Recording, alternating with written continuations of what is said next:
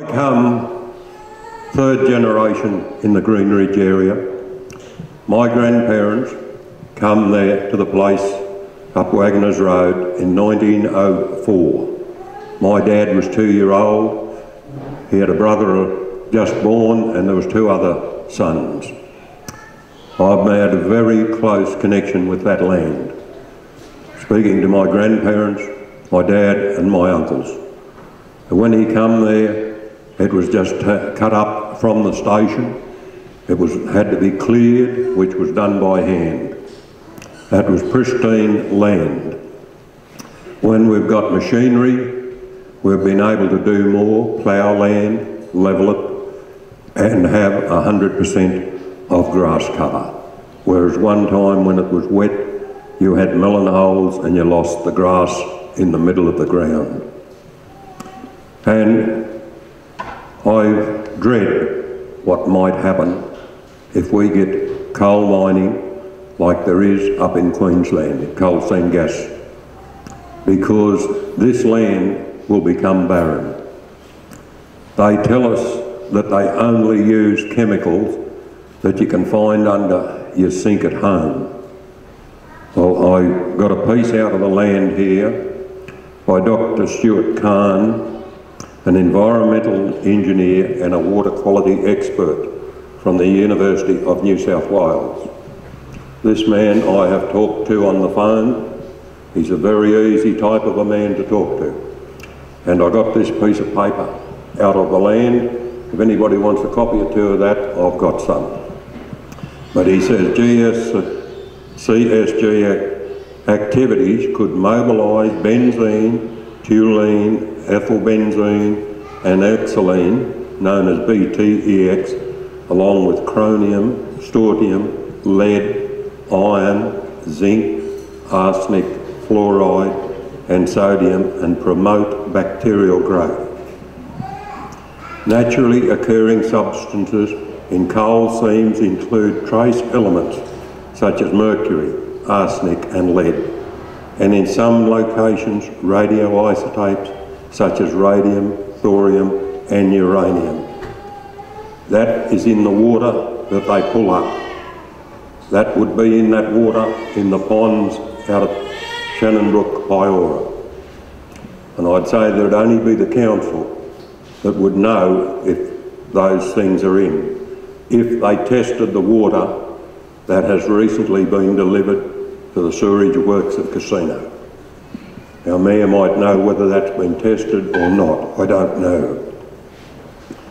And if it goes ahead that we have every 700 or 800 metres apart wells with pipes between and roads, the dust that comes from that and these chemicals, if they're coming up, Australia will be a wasteland.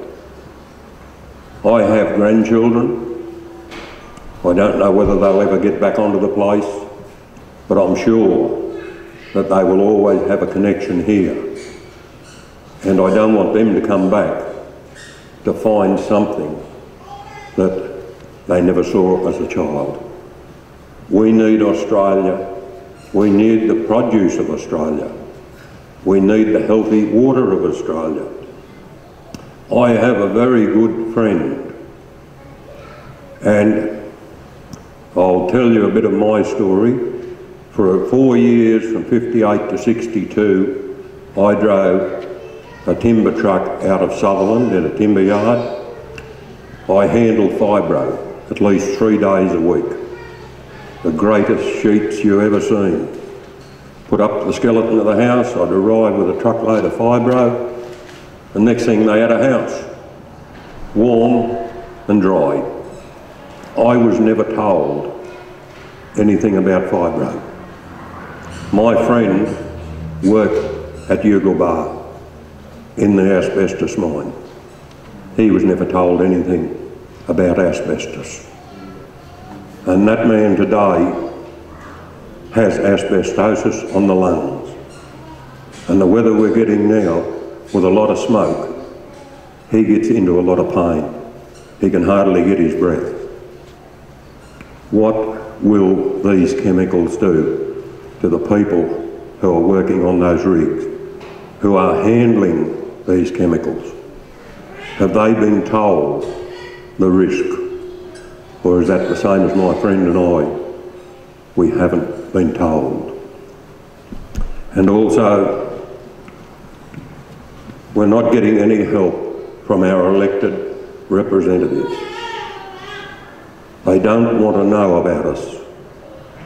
I was talking to Chris Galaptis only a week or so ago, and he said, with this licence that they've given for Madgasco here, they've put in a gateway policy. Quite good.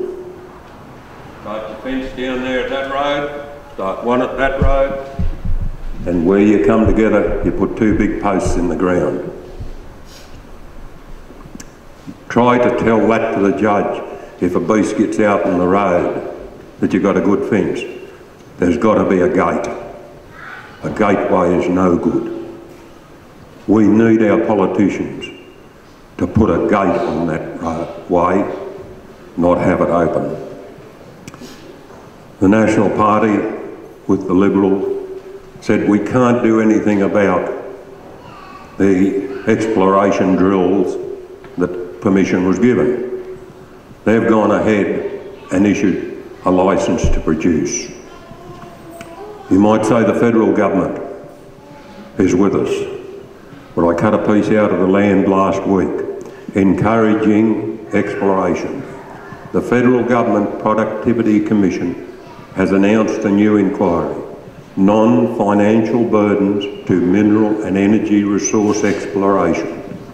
The Commission is seeking public participation and terms of reference, including determining if there is evidence of unnecessary regulation burdens.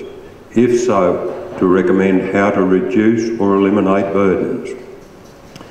It will examine the complexity and time frames of government approval processes for exploration and the potential for delay to appeals both within and across jurisdictions. Look at areas of duplication across various levels of government, costs of non-financial barriers, options to produce, improve the regularity environment for exploration activities, and accept the impact of non-financial barriers on international competitiveness and the economic performance of Australia's exploration centre. That means we will be governed by the world, not by our elected representatives. Thank you.